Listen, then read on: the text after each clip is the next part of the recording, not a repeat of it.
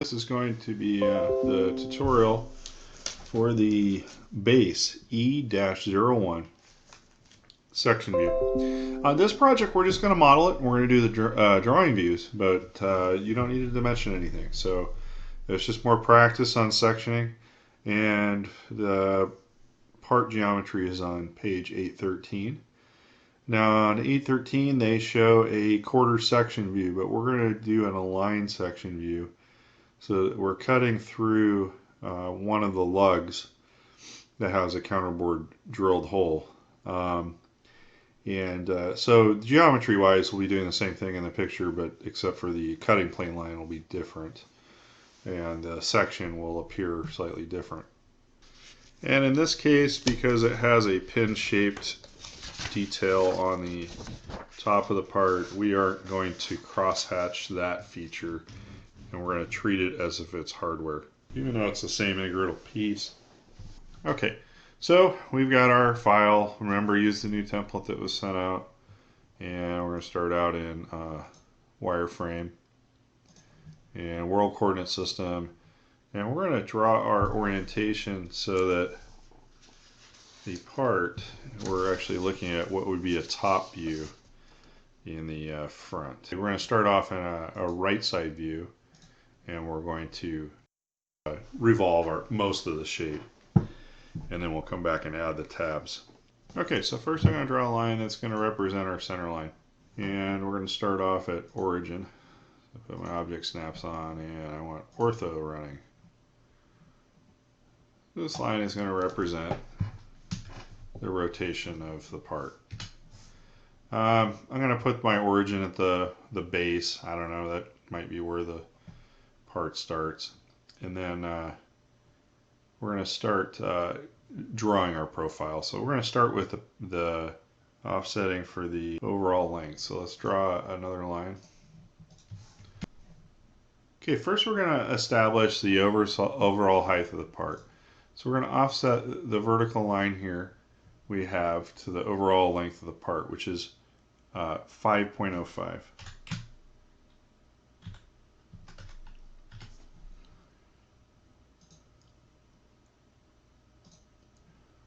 Okay, and then we're going to use the extend command to extend that out. Now I'm going to start with the diameters with the smallest one first. I'm going to start at the tip here, which is going to be the pin type shape. It's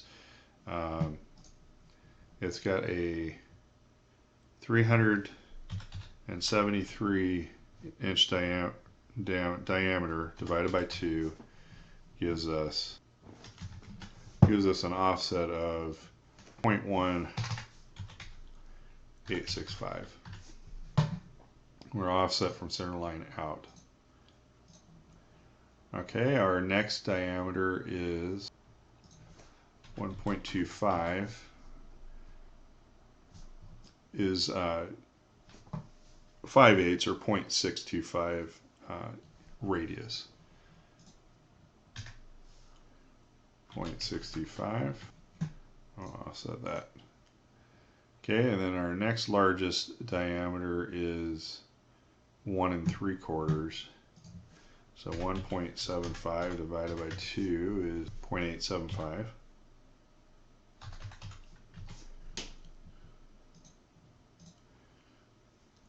And then we have our final diameter at 3 inches. So half of that is going to be 1.5. Okay, so now we're going to start offsetting from the back. And we don't divide those because anything latitudinal here is not in the axis of rotation. So we're going to go offset 1.25 is the first dimension.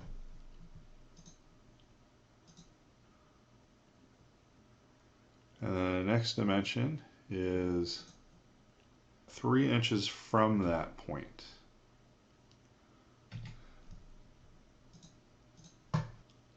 And then our overall height of the pin should be already established. So let's go through and do some trimming, and you'll see this come to shape a little bit. So I'm going to trim off this edge, this edge, this edge, and then this edge. this edge, that edge here, edge here, and this stuff goes away as well. Now what's happening between these two lines is actually a taper. So we're going to go from object snap on, we're going to go from endpoint, the narrow endpoint, to the farther one out. So the first diameter towards the top is smaller, and then we have this tapered or draft wall.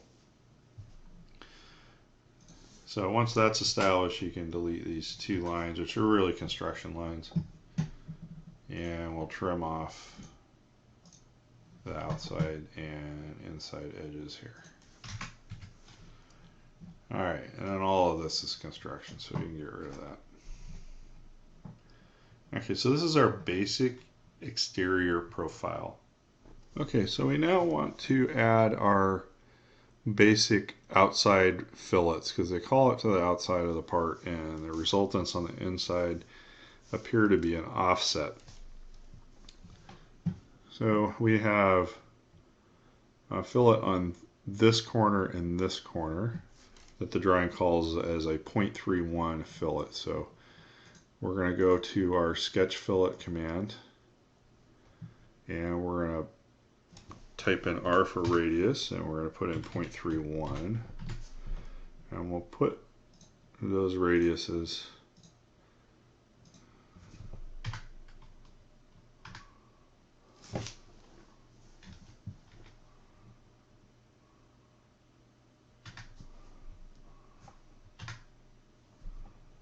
on the two corners. Now there is a common R.09 radius. We're going to leave that for the end, right before we revolve, because if we offset a fillet that small, your resultant will be no fillet on the inside. Okay, so anything that's square left over would have that fillet size on it, unless otherwise specified. So it looks like we have some chamfers as well. Alright, let's do our offset. So our shell thickness is 1/4 of an inch, or 0.25. So we're going to use our offset command. We're going to 0.25, and we will offset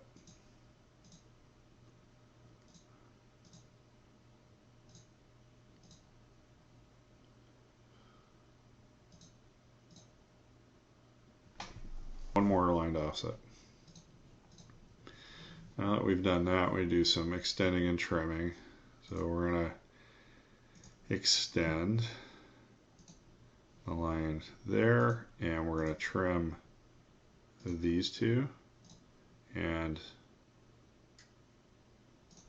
our base. And we'll trim off this section there. Alright, so now we're going to put in our chamfers. So we have a chamfer on this edge and this edge. So we're going to go up to our fillet tool, and we're going to toggle the chamfer, and we're going to set our distance 0.02, and the second distance will be the same. And that'll make it a 45-degree chamfer. So we pick our first edge, and the second one is out here.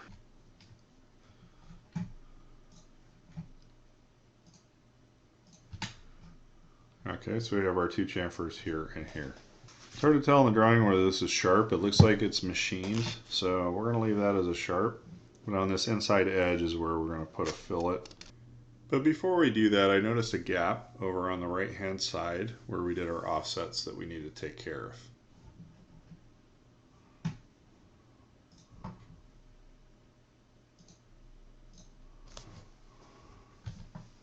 Okay, well, it looks like we had a little gap here as a resultant of our offset.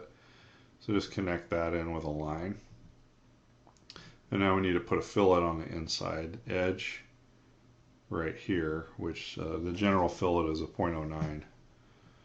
So we're going to toggle back from chamfer to fillet, and we're going to put a radius of 0.09 and select the two corners. Okay, so that's how I interpret this part should show. This fillet looks a little small compared to the sketch, but if you look at the 3D model rendering they have, looks pretty comparable. Okay, the next step to revolve is how I do it. You can do it with a polyline, but you can go do it with a region. We're going to take and make a region out of this whole thing. And then we can either draw a line as an object to be the center of rotation, or we can elect to key in points. So I'm going to go ahead and draw a line. And I'm going to turn on ortho and the snap, come from origin, shoot out past the part. And here we go. And we're going to be revolving in the front view. Okay, so we're going to go to revolve. We're going to select our region. We're going to select enter. It's going to ask for a object or axis starting point. I'm going to select object, and then we can pick our line. And we're going to tell it we're going to go 360 degrees. And we have our revolve. Alright, so now that we have the revolve established, we need to add our tabs.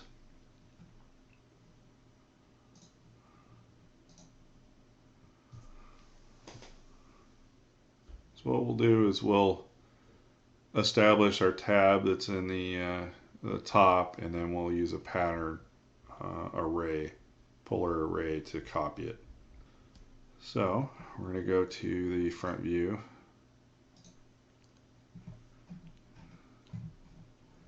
And we're going to switch back to wireframe. And we're going to take a line, and we're going to go from center line straight up.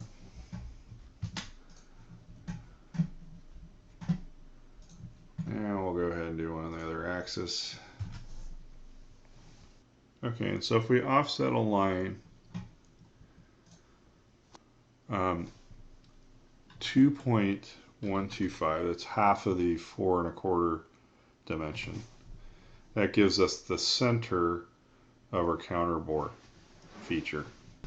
Some places the book calls it a lug. It's interesting that they don't dimension in the book the size of the tab itself. I'm reading over the notes that Allison had for this project, and she had written to have the tabs dimensioned proportionally.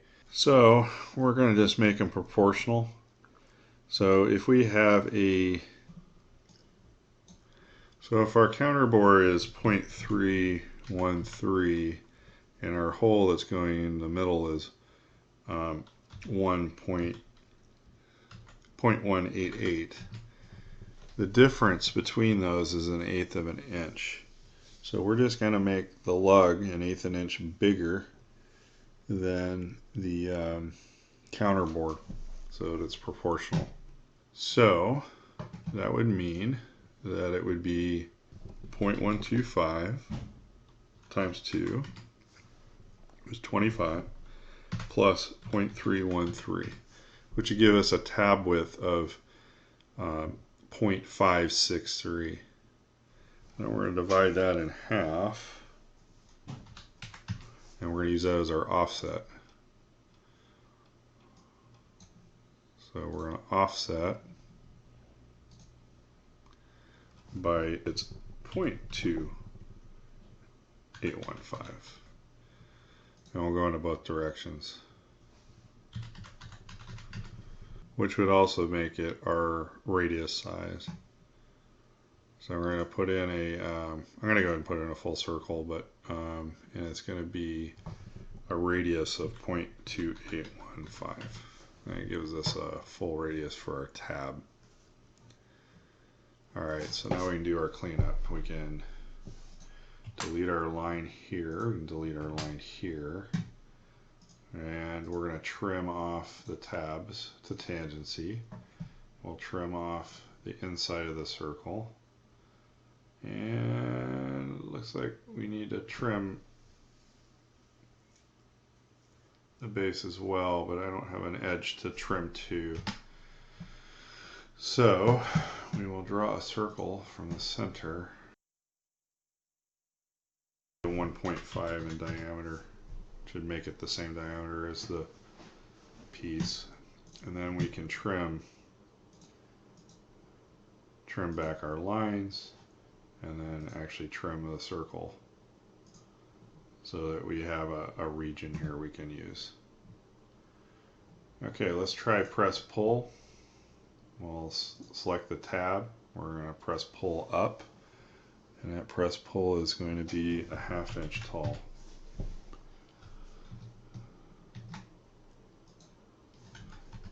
Okay, and it's a separate body right now, just fine, because we're going to do a polar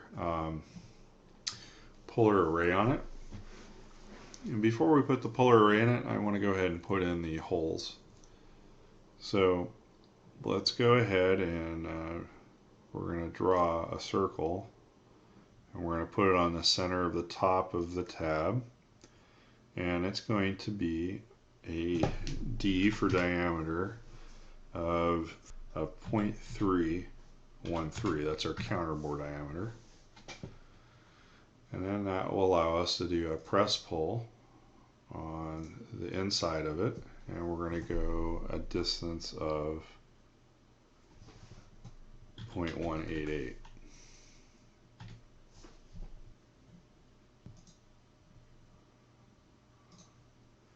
Body subtract, we're going to subtract from the tab. We're going to accept that, and we're going to subtract.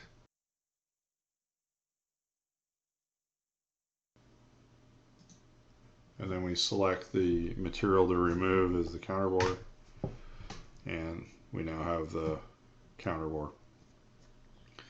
So now we're going to put in the bottom of that, we're going to put our through hole. And so we'll draw another circle, and it's going to be on the center, and that one's going to be a diameter of 0.188. And then we're going to do another press pull on that feature, and we're going to go, it doesn't really matter, we can just go through the part. Okay, so that removed material. I'm not sure why the other one didn't, but this is the feature we want to try to polar array all of that information there. And then we'll come back and we just have a few fillets to put on.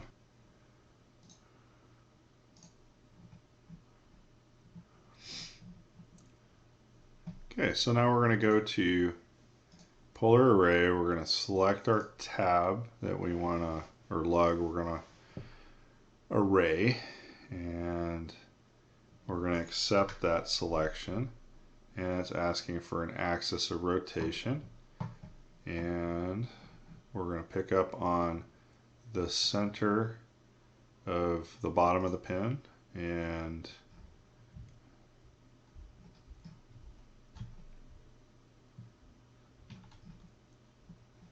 select I for items. We want 3.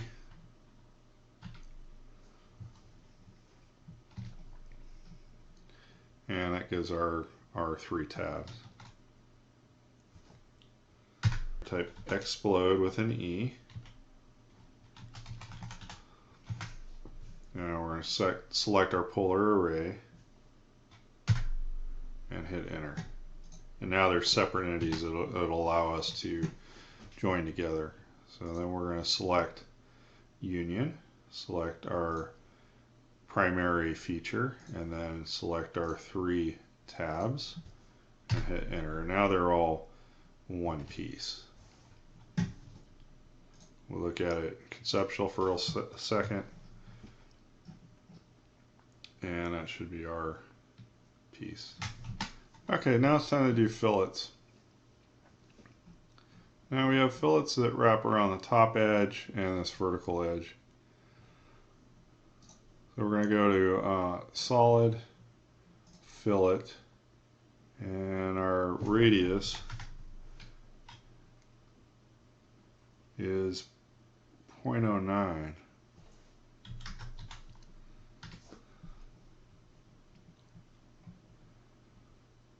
And I'm going to try select them all at once and we'll see what happens here.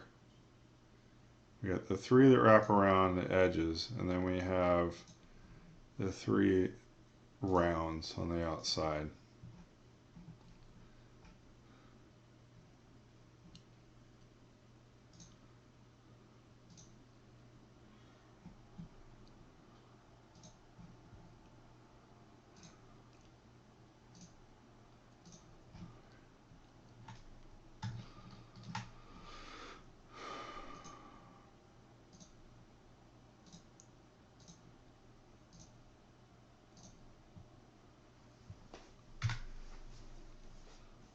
Enter and accept. And what do you know, it actually worked.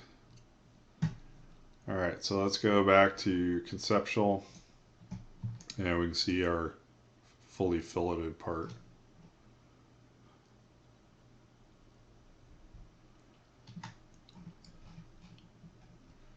Alright, make sure you save a lot.